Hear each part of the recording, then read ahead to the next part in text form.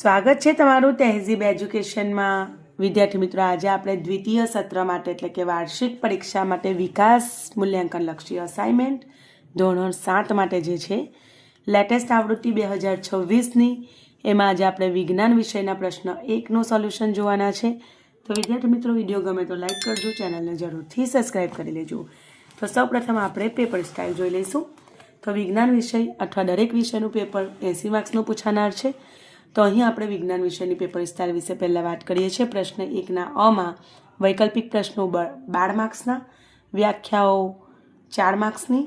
પ્રશ્ન 2નો અ છે એમાં એક વાક્યમાં પ્રશ્નોના જવાબો 10 માર્ક્સમાં, તફાવત 6 માર્ક્સમાં। પ્રશ્ન 3માં પ્રયોગ પૂછાશે 10 માર્ક્સના, વૈજ્ઞાનિક કારણો 6 માર્ક્સમાં પૂછાનાર છે। મુદ્દાસર જવાબો 8 માર્ક્સમાં, ટૂંકમાં ઉત્તર 8 માર્ક્સમાં। પ્રશ્ન 5માં ટૂંકમાં ઉત્તર જે પૂછાનાર છે તે પણ 8 માર્ક્સના અને પ્રશ્નોના માત્ર ઉત્તર લખવાના છે એક વાક્યના, એમાં 4 માર્ક્સ અને ખડા ખોટા એ 4 માર્ક્સમાં પૂછાનાર છે। આજે આપણે તમારી સાથે પ્રશ્ન 1નું સોલ્યુશન જોઈશું। પહેલાં અનું જોઈશું અને બનું ત્યાર પછી જોઈશું સોલ્યુશન। તો વિદ્યાર્થી મિત્રો પ્રશ્ન 1ના અમાં વૈકલ્પિક પ્રકારના પ્રશ્નો છે, એમાં પ્રકરણ 7નું આપણે પહેલાં સોલ્યુશન જોઈશું। તો એમાં પહેલું છે નીચેના પૈકી શ્વેત કણોનું કાર્ય કયું છે? તો સી જવાબ આવશે। શરીરમાં પ્રવેશતા જીવાણુઓ સામે સામનો કરીને શરીરને રોગ સામે રક્ષણ આપવાનું કાર્ય કરે છે। મનુષ્યના રુધિરનો કયો ઘટક હિમોગ્લોબિન ધરાવે છે? તો રક્તકણ હિમોગ્લોબિન ધરાવે છે। ત્રીજું, ફુફ્ફુસીય ધમની દ્વારા રુધિર શામાં વહન પામે છે? જવાબ આવશે ફેફસામાં। હૃદયનો કયો ખંડ સૌપ્રથમ ઓક્સિજનયુક્ત રુધિર મેળવે છે? જવાબ આવશે ડાબું કર્ણક। રુધિરના ગાળણની પ્રક્રિયા કયા અવયવમાં થાય છે? તો મૂત્રપિંડ એટલે કે કિડનીમાં। પુખ્ત વયની વ્યક્તિ એક દિવસમાં આશરે કેટલા મૂત્રનો ત્યાગ કરે છે? તો 1 થી 1.8 લીટર જેટલા। કયા પ્રાણીઓમાં પરિવહન તંત્રનો અભાવ હોય છે? જવાબ આવશે વાદળી અને જળવિયાળ। પ્રકરણ 8 એમાં પહેલું છે મૂળ દ્વારા વાનસ્પતિક પ્રજનન થતું હોય એવી વનસ્પતિ કઈ છે? તો સક્કડિયું। આગળ જોઈશું પાનફૂટીમાં પ્રજનન શાના દ્વારા થાય છે? તો પર્ણો દ્વારા। યીસ્ટમાં થતું અલિંગી પ્રજનન કયા પ્રકારનું છે? કલિકા સર્જન। કયો સજીવ અવખંડન પદ્ધતિ વડે અલિંગી પ્રજનન કરે છે? સ્પાયરોગાયરા। હંસરાજમાં કયા પ્રકારનું અલિંગી પ્રજનન થાય છે? બીજાણુ સર્જન। નીચેના પૈકી કયો સ્ત્રીકેસરનો ભાગ નથી? પરાગાશય। નીચેના પૈકી કોના બીજ કાંટાવાળા હોય છે? તો યુરેના। પ્રકરણ 9માંથી જોઈ લઈએ। એમાં પહેલું છે નીચેના પૈકી કયું વર્તુળાકાર ગતિનું ઉદાહરણ છે? જવાબ આવશે ફરતા પંખાની ગતિ।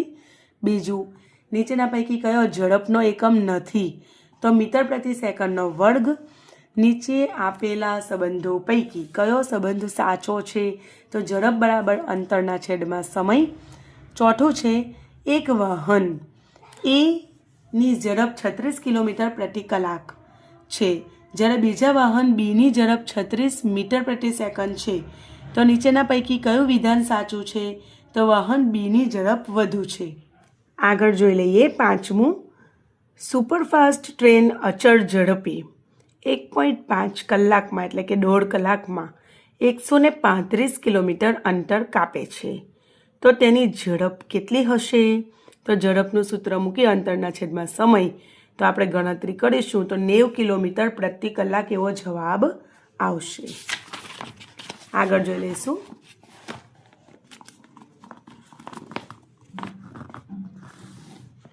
એમાં પહેલું છે 6થા નંબરનું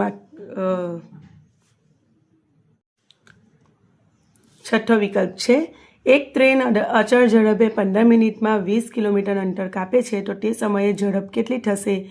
તો મેં અત્યારે તમને કીધું એ રીતે ઝડપ બરાબર અંતરના છેદમાં સમય સૂત્ર વાપરીને ગણશો તો 80 કિલોમીટર પ્રતિ કલાક જવાબ આવશે। 7મું, અચળ ઝડપે ગતિ કરતા પદાર્થનો અંતર સમયનો આલેખ કેવો હોય? તો ત્રાંસી રેખા હોય છે। આગળ જોઈ લઈશું પ્રકરણ 10માંથી વૈકલ્પિક પ્રશ્નો। એમાં પહેલું છે વિદ્યુત બલ્બ માટે કઈ સંજ્ઞા વપરાય છે? તો વિદ્યુત બલ્બ માટે આ રીતે બલ્બ બતાવાય એ રીતની સંજ્ઞા વપરાય છે। નીચેનામાંથી કયું સાધન વિદ્યુત પ્રવાહની ઉષ્મીય અસર પર કાર્ય કરે છે? તો ઇલેક્ટ્રિક ગીઝર। બરાબર, પાણી ગરમ કરવા માટે આપણે ગીઝર યુઝ કરતા હોઈએ છીએ એની વાત છે। નીચેનામાંથી કયું ઉપકરણ વિદ્યુત પ્રવાહની ચુંબકીય અસર પર કાર્ય કરે છે? તો વિદ્યુત ઘંટડી। ફ્યુઝ વિદ્યુત પ્રવાહની કઈ અસર પર કાર્ય કરે છે? તો ઉષ્મીય અસર પર કાર્ય કરે છે. પ્રકરણ 11માંથી જોઈ લઈએ. પહેલું, સમતલ અરીસામાં વસ્તુનું પ્રતિબિંબ કેવું મળતું નથી? તો વાસ્તવિક મળતું નથી. સમતલ અરીસામાં કેવું પ્રતિબિંબ મળે છે? તો આભાસી પ્રતિબિંબ મળે છે. વસ્તુ સમતલ અરીસાથી 10 સેન્ટીમીટર દૂર હોય તો તેના પ્રતિબિંબ અને વસ્તુ વચ્ચે કેટલું અંતર? તો ડબલ થઈ જાય. 10 છે તો 10 દૂના 20 સેન્ટીમીટર એવો જવાબ આવશે. આગળ જોઈ લઈએ. ચોથું, ડેવિડ સમતલ અરીસામાં તેનું પ્રતિબિંબ નિહાળે છે. તેના પ્રતિબિંબ તથા અરીસા વચ્ચેનું અંતર 4 મીટર છે. તો તે અરીસા તરફ 1 મીટર ખસે છે તો તે વખતે ડેવિડ અને તેના પ્રતિબિંબ વચ્ચેનું અંતર કેટલું હશે? તો 6 મીટર જેટલું થશે. બરાબર, કારણ કે 4 મીટર પ્રતિબિંબ હોય એટલે ટોટલ અંતર 8 મીટર થાય. 1 મીટર એ આગળ ખસે ને એટલે એનું પ્રતિબિંબ પણ 1 મીટર આગળ આવે એટલે 2 મીટર આપણે ઓછું કરવાનું એટલે 6 મીટર એવો જવાબ આવશે. અંતર્ગોળ અરીસામાં ઘણે દૂર મૂકેલી વસ્તુનું પ્રતિબિંબ કેવું મળે? તો વાસ્તવિક અને નાનું મળે. શાના વડે વસ્તુનું વાસ્તવિક પ્રતિબિંબ મેળવી શકાય છે? તો બહિર્ગોળ લેન્સ વડે મેળવી શકાય છે. શાના વડે વસ્તુનું હંમેશા આભાસી અને નાનું પ્રતિબિંબ જ મળે? તો બહિર્ગોળ અરીસા વડે. બરાબર.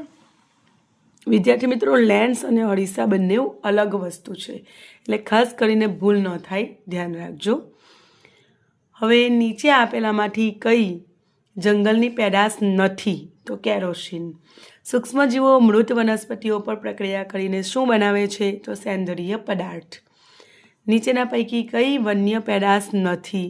તો પ્લાસ્ટિક. ભારતમાં કુલ ક્ષેત્રના કેટલા ટકા વિસ્તાર જંગલો છે? તો 21% વિસ્તારમાં જંગલો છે.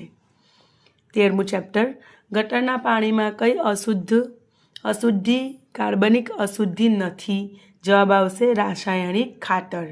બીજું, પાણીને જંતુરહિત બનાવવા માટે તેમાં કયો વાયુ પસાર કરવામાં આવે છે? તો ક્લોરીન વાયુ પસાર કરવામાં આવે છે. આગળ જોઈ લઈશું. ઓકે, એમાં પહેલું છે એરેટર દ્વારા શું કરવામાં આવે છે? તો હવા ઉમેરવામાં આવે છે. પાણીમાં ક્લોરીન વાયુ પસાર કરી જંતુનાશક બનાવવું એ કયા પ્રકારની પ્રક્રિયા છે? તો રાસાયણિક પ્રક્રિયા છે. WWTP દ્વારા મેળવેલ સ્વચ્છ પાણીમાં જાળક બેક્ટેરિયા દ્વારા અશુદ્ધિઓનું વિઘટન કરવામાં આવે છે તેને કઈ પ્રક્રિયા કહે છે? તો જૈવિક પ્રક્રિયા કહે છે. ઓઝોન વિશેના નીચેનામાંથી કયું વિધાન સાચું છે? તો તે પારજાંબલી કિરણોનું શોષણ કરે છે. 7મું અને છેલ્લો વૈકલ્પિક પ્રશ્ન, નીચેના પૈકી કયું સારી ગૃહ વ્યવસ્થાનું ઉદાહરણ છે? તો ખાદ્ય તેલો અને ચરબીને કચરા પેટીમાં નાખવા જોઈએ.